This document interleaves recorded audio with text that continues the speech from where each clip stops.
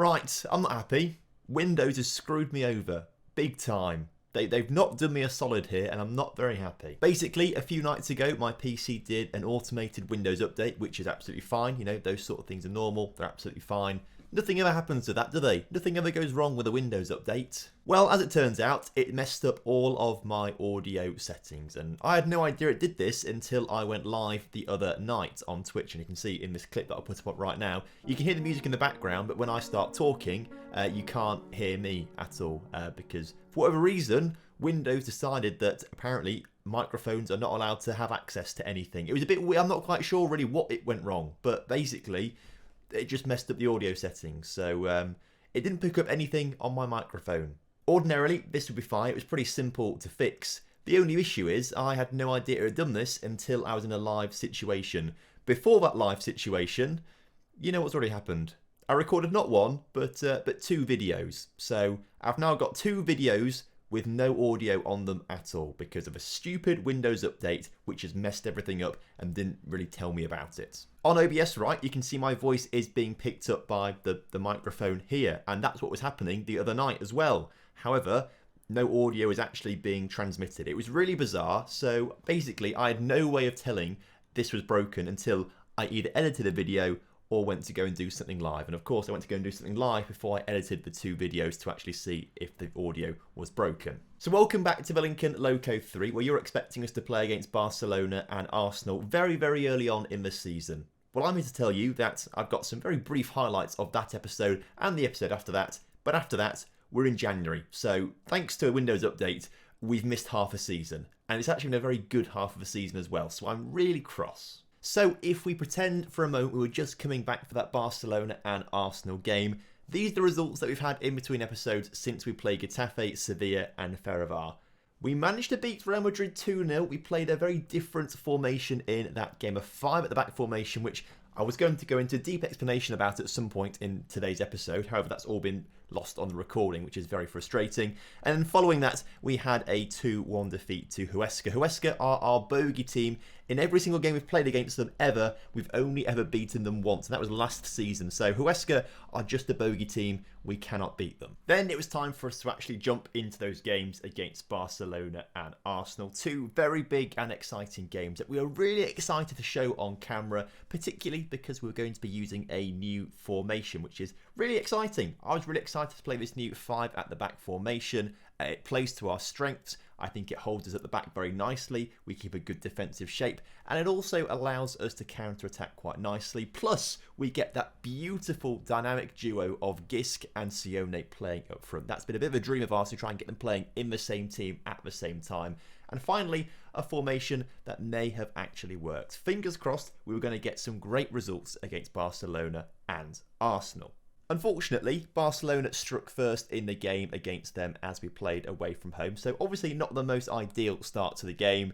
It then got even worse as Barcelona ended up going 2-0 up against us instead. So already this that formation maybe not quite working as intended, not quite the best use of our time. But we did look strong towards the end of the game and managed to grab ourselves a consolation goal through a really, really good team goal here as Kenneth Gisk slides it past the keeper. So was very happy in the end, although we lost the game, happy with the result. The next game though was against Arsenal in the Europa League, and we took a very great lead in the game with Hannesson scoring just before half time. So this 5 at that formation, it might have some promise.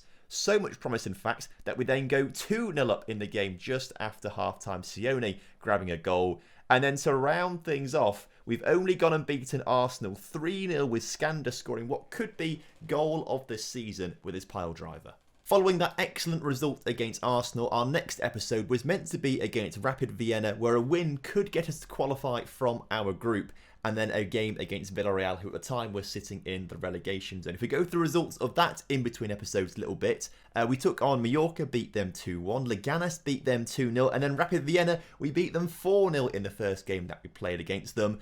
Following that though, we had a bit of a downturn in form as we lost 4-1 to Celta Vigo, 4-1 to Real Sporting Gijón, but got back to winning ways just in time to beat Granada 2-0 before we took on Rapid Vienna and Villarreal in the next episode.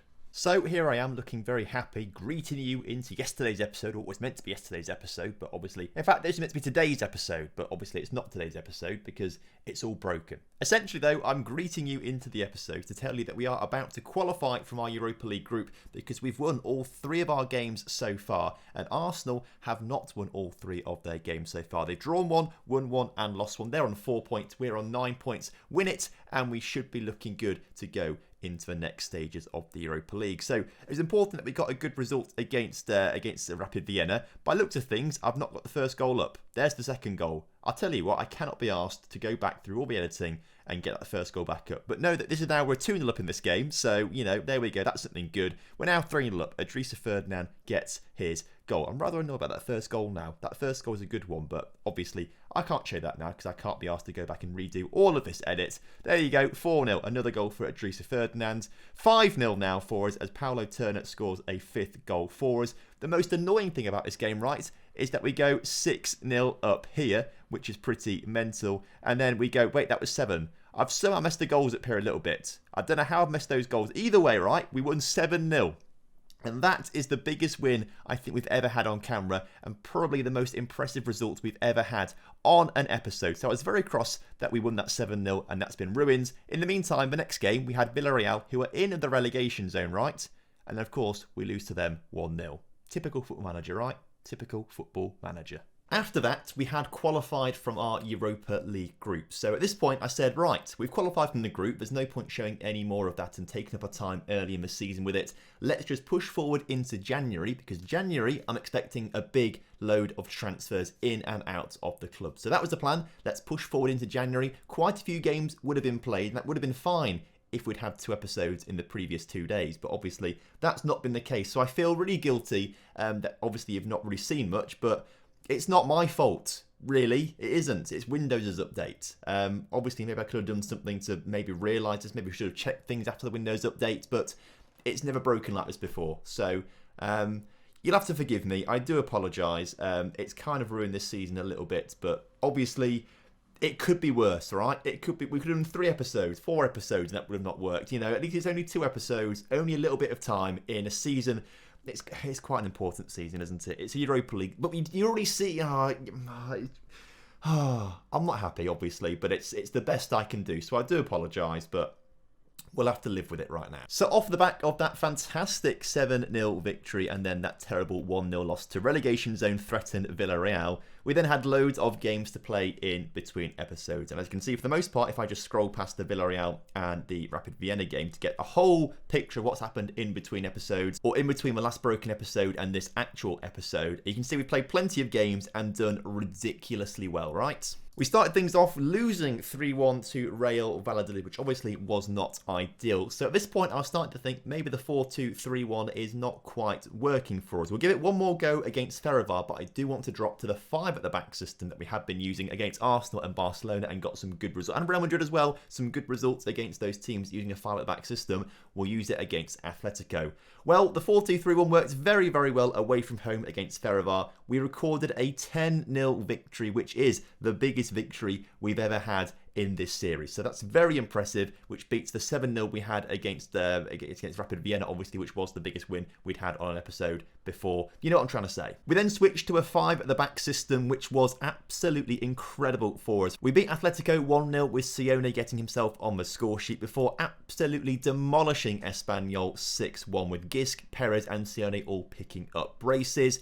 We then got a little lucky to beat Levante 2-1 with Sione and Gisk on the score sheet, but we played tremendously well at home against Arsenal with Stransky and Lalovic scoring the goals to secure our place top of Group G in the Europa League. So we go straight through to the second knockout round of the Europa League as opposed to going to that first knockout round. So we bypass a round, which is brilliant for us as a club. We then got incredibly lucky in a 2-2 draw against Valencia. Lukau scoring in the 98th minute of the game to level things up and pick up a point. So very pleased with that. Following that, we then had a demolition job of Elche in the Spanish Cup first round. Sione getting a hat-trick in that game, which was fantastic. Then we've had the winter break because I had a nice little friendly against Granada in there to keep some player morale and keep player, what we're trying to say, match sharpness up. That's the word I was looking for, match sharpness. Keep that going. Obviously though, it didn't really help us out massively because we did draw 2-2 to Elche on the return to a league season, but have just battered Antequera 4-0 in the Spanish Cup second round, playing a whole host of our youth team in that game. So great experience for those guys to get some first team football. So now all of that is out of the way, talking about what's happened in between episodes and trying to keep you up to date with fixtures and results. I know it's probably taken about 10 minutes or so to get through, but that technically was like 2 episodes worth of stuff to get through. We can now jump into today's episode in January for what is probably going to be the January transfer special.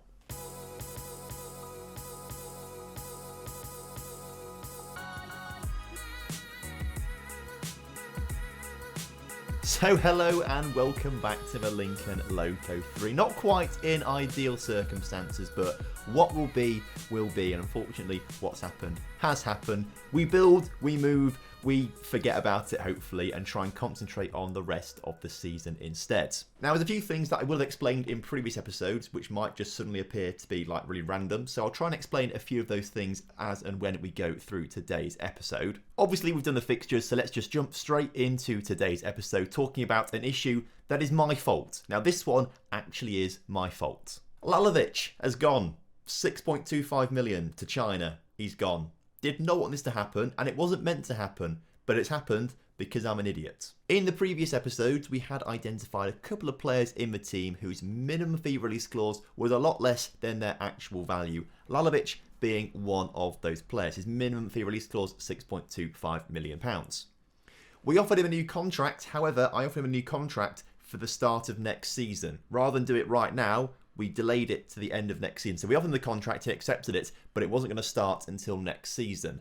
The issue with that is that his existing contract was still active, which I completely neglected to think about, which of course still had this £6.25 million minimum fee release clause in there. I couldn't do anything about it. I saw that Sun Lee Guanyu had put an offer in for him. I tried to do contracts and stuff. We couldn't do it because he'd already signed one with us. So, of course, he was going to leave us for that sort of money to move to China to go on to £63,000, which is almost 3 times as much as we could offer him. So, I can understand why he's gone. But if I'd not been an idiot, we still would have had the best centre midfielder at the club. So we've lost him for a lot of money. On the plus side, some other people have signed new contracts, which is very good. Stransky is one of them, for example. Lots of youth players have signed contracts as well, so we're keeping a big chunk of our youth at the team as well. Through a combination of asking the board for more wage budget and also changing our season expectations from mid-table to top half, we now have a wage budget of £520,000, which will be crucial as we look to sign players for next season, but also this January. Obviously, we have just lost Lalovic, which isn't great, but I do still want to try and get rid of some players in the team. And first of those players is Giannis, who actually has a bid on his name. Getafe have put a bid of £3.9 million in for him, with £1.4 million down the line over 2 instalments over a 12-month or 24-month period, essentially. So 2 instalments of £700,000, one a year, so over a 24-month period. And then after 20 international appearances, another £600,000. For me, that is not enough, not good enough, so we're going to reject it, but going to offer Giannis back out again. So Giannis, transfer, offer to clubs, he's got a release fee clause of £8.25 million. I think we set it to £8.25 million. I don't think we'll get anything for that, but we'll offer him out anyway and see if anyone bites on it. I'm also done with Bermejo, the centre-back we brought in on a free transfer a few years ago. He's not really developed, he doesn't really play for us at all, so I'd rather save the £16,000 a week we're spending on him right now and offer him out to clubs on the transfer list. Roy Ariel, another player I'm keen to get rid of. He's not really made much of an impact in the first team this season. 2 appearances and a 6.3 rating. Like, he's terrible. So he almost went last summer. Unfortunately, he didn't go last summer because he rejected contracts from Mallorca. We're going to set it to unspecified, offer him to clubs, and hopefully someone buys him. So great to see some offers coming in for Giannis straight away. However, these offers are a little bit too low right now. In fact, lower than the offer that Getafe put in. So maybe we've made a bit of a mistake there. We can't negotiate any of these. So for me, we bought him for £3 million, right? I think we offer him out and go transfer, offer to clubs, and offer him out for £5 million. Lock it in and offer to clubs. Terrible offers coming in for Bermeo, but I don't really care. We got him on a free transfer. I'd rather not just waste £16,500 a week on him. So I'll reject the one from Eibar because they want us to pay his wages as well. And I will reject the one from Tenerife because it's far too low. I'll accept the one from Osasuna. And in terms of Ariel, well, we're not really getting much money. We could have got £10 million for him if he'd accepted the contract last summer, or last January, sorry, from Mallorca. This time it's Valladolid offering 2.2 and Real Sociedad offering 2.2. I'm going to reject both of those and then offer him out for a little bit more. In the meantime, we have to look for a replacement for Lalovic, who has obviously left the club. He was our Mazzala, but right now I'm kind of happy to bring anyone in who might be good enough to fill the slot. Right away, I'm looking at this 18-year-old from Montenegro, right? With 2.5 stars of current ability and 5-star potential. He's looking quite good. He's wanted by Tottenham and Sevilla at the end of his contract. So we could go for that, or we could try and bypass them, right? Make an offer.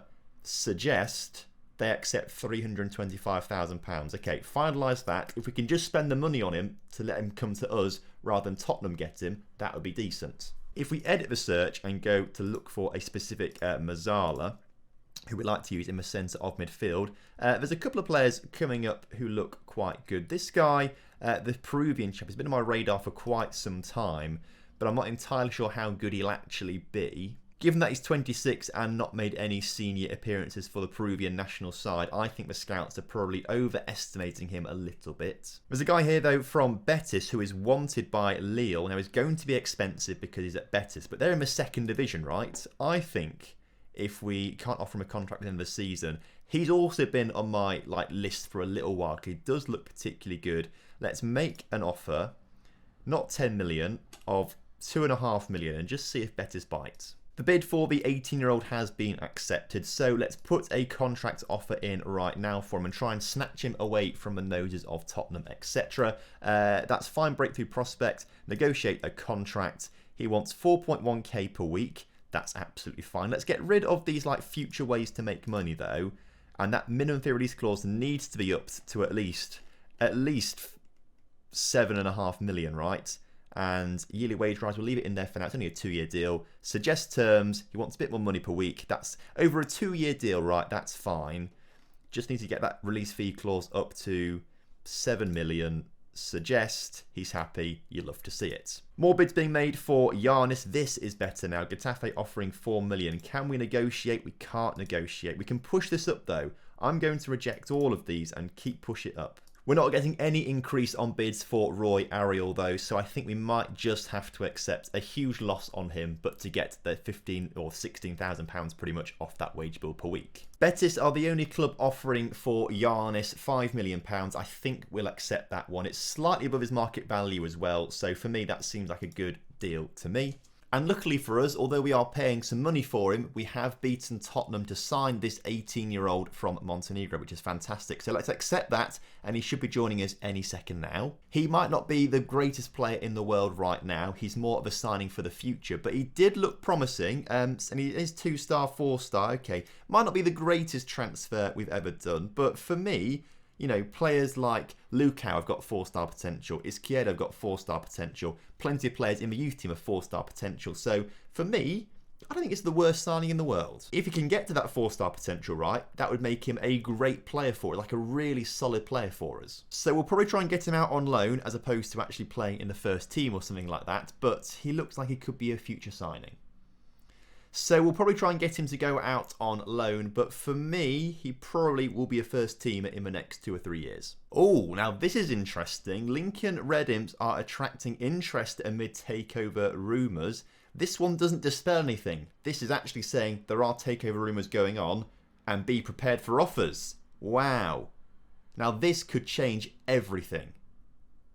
We'll keep tabs on this. In the meantime, we have a game coming up against Athletic Bilbao, and it's going to be the only game of today's episode because purely today's episode has taken a long time to explain everything and also talk about my January transfer issues and of course losing Lalovic in a stupid way, which was very stupid. So the only game of today's episode is this one. We're going to play our 4 at the back system, the 4-2-3-1, and you may say, Tom, why are you doing that? Because you were playing this 5 at the back system and getting plenty of wins. Well, there's one very easy explanation for it. Terziev, our new left back with a right foot. I've decided that the best position for him, an inside forward on the left wing, he's got all the attributes for it and looks incredible to be in that position. He's also got a media description of a wonder kid now, which is very exciting. So we need to get the best out of him, and I think the best will be an inside forward on that left-hand side. So that's what we're training him in, and that's why he's got to play in this formation. There's also one other good reason for it. Paulo Turner,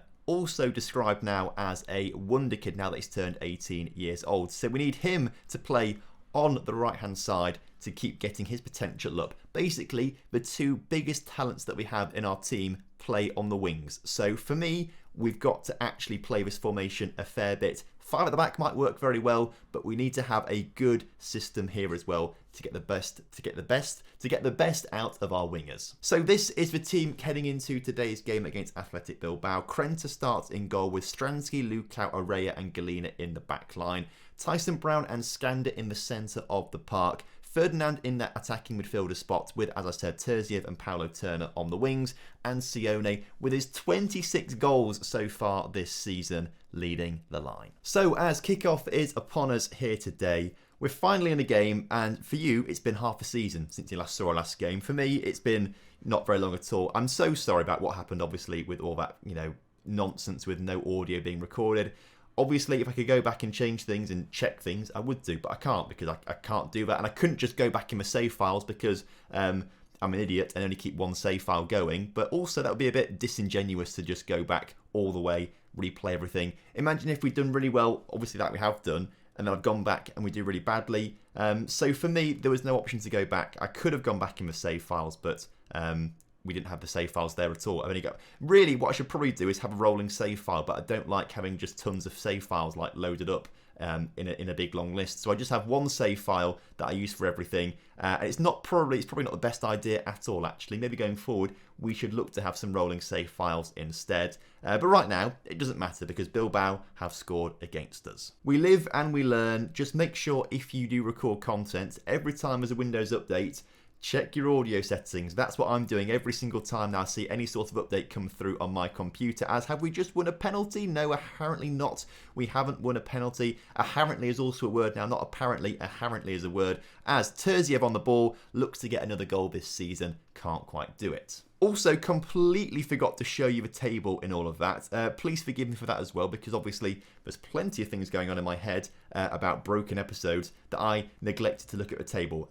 Apologies about that. We'll have a look at it in just a second. Obviously, hopefully we'll score a goal to get ourselves back in the game a little bit before we look at the table. But obviously, you've seen the results. The results are very good this season, so I am very pleased with that. And obviously that is quite well reflected in how well we are doing in the table this season. We currently sit 4th in the table, which is fantastic. Level on points with Valencia in 3rd position, but quite a way off Barcelona and Real Madrid at the top of the pile. Looking downwards, we are just very lucky to be at the tip of the iceberg. Teams down as far as, well, even, to be fair, Real Sociedad in 15th. They're only 10 points behind us at the halfway point of the season. So much can change in the second half of the season. We could drop all the way down. The reason that we are quite so high in the table is because we managed to win a lot of games. 10 wins so far this season, only 3 draws, which is very impressive, which is far fewer than the teams around us in the table. The trade-off, though, is that we have lost a lot more games than the teams around us, as you can see. So potentially we are just lucky more than anything else. We're lucky to get that extra goal when we need it to secure a win, as opposed to grinding out the draw. So for me, we probably are overachieving a little bit based on that. And I guess we're demonstrating that right now. We're losing 1-0 to Athletic Bilbao, and Athletic Bilbao, as it stands right now, are within 10 points of us, which does mean they could easily catch us up and overtake us. So this season, it really is a tale of anyone can beat anyone, and we've been very lucky to be beating most teams around us. Unfortunately, Athletic Bilbao are doing the opposite, and they are beating us today as we go 2-0 down. Of course, this would be our 7th loss of the season. Teams in the top 4, you'd expect to lose 7 games across the entire season, not just the first half. So we are really overachieving, I think, in our league position because we just have won lots of games compared to drawing lots of games with teams around us. Paulo Turner, though, has just scored an absolutely fantastic goal to get his 10th of the season. Let's watch this one back because this is special. The 16-year-old Tyson Brown gets it out wide to Galena. Galena plays it just inside to Paulo Turner, who shoots first time, gets him a top corner. You love to see it.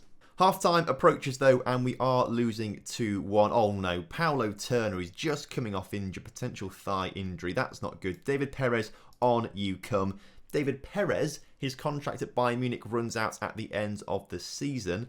I'm thinking maybe we should look to sign him on a permanent deal. However, he's going to be back up, isn't he? You know, Paulo Turner's our future. Paulo Turner's got more potential than David Perez has. So for me, I'm not sure it'd be the greatest move in the world because he would want an awful lot in wages as, oh, we nearly go 2-0 down or 3-0 down, or what we're talking about, 3-1 down at the start of the second half. Luckily we don't, and luckily we can go back to talking about David Perez. He has been incredible for us, David Perez. He's been a real servant on his loan contract the past few years as Tyson Brown plays in Sione in the back of the net, and we've gone from 2-0 down to 2-2. David Perez, though, as I say, he's been brilliant for us on loan.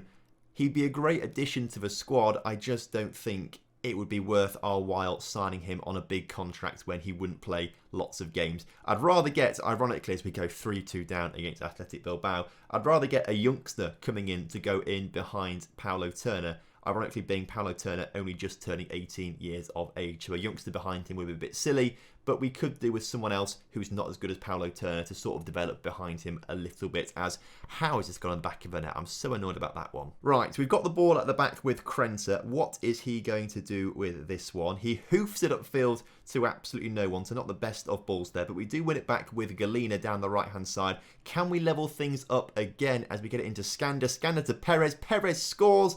No offside in there at all. David Perez with his 6th of the season, which is very impressive considering he's barely started or played games this season. You love to see it. I think it's worth offering him a contract, actually, and seeing what kind of a fee he'd want in wages. If it's cheap enough, I am happy to get him in as a backup player.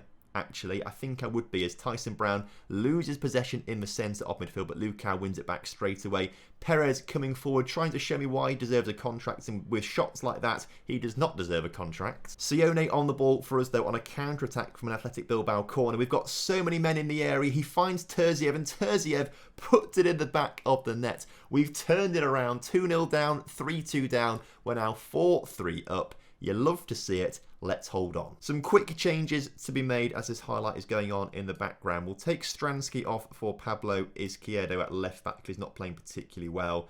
And we'll also get Tyson Brown off, not the best of games for him, for Caramarco. Confirm those subs as Athletic Bilbao look to build out from the back. Ball forward is good because it still stays with their players despite Lucas's interception. Good interception for us, though, although we lose possession straight away as Sanset plays it into Gonzalez. Gonzalez brought down on the edge of the area. That's not a penalty. That is never a penalty, referee. Never a penalty. On the grounds that it was outside the area. It definitely was a foul. I'll agree about the foul, but it was outside the area. If you tell me that was inside the area, I will be, there we go. You love to see it, no penalty. So all we've now got to do is hold on for another 15 minutes. Let's drop to balance just to try and solidify things. Let's not do anything too risky. We want the 3 points here today, and this is what I mean. We have this never say die attitude, right? Where we just manage to pick up wins. From the jaws of a draw, we pick up the win. And it looks like we've done that today as the clock ticks down. We stay 4th in the table, 36 points to our name, and we pick up the 3 points. So a great performance from us there. Hopefully the entertainment factor from that has made up for the fact that we missed very entertaining games against Arsenal and Rapid Vienna and things like that. They were really, really good games for camera as well. I can't believe they're all gone. Turner's injury is 3 to 4 weeks, so we're going to see Perez play some games for a little while. Before we finish off today's episode, let's have a quick look at how much he'd want on a contract with us. The first issue is important player. Regular starter. Let's do that because Paulo Turner would be our important player. Suggest the promise. He says yes to that, which is quite good. Now, please only want like 15 grand a week. 15 grand a week, that would be absolutely golden. He wants us to put a contract offer on the table. Shittigel, what do you suggest? I mean, the fact that Shittigel says £30,000 a week is worrying. Let's drop it down to 17.5. Agent fee as high as it can go. £1 million signing on fee. Let's just suggest it. He wants 37,000. As much as I love David Perez, I'm not paying him that much money to be a backup player. So I'm sorry.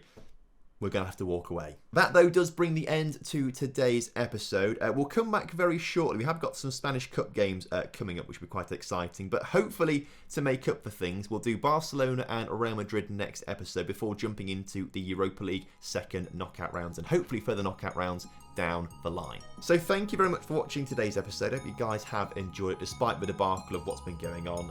Really appreciate you guys being here and watching the content. So make sure you do drop a like on today's video, subscribe to the channel if you're new around here, and I will see you next time. Have a good one. Goodbye.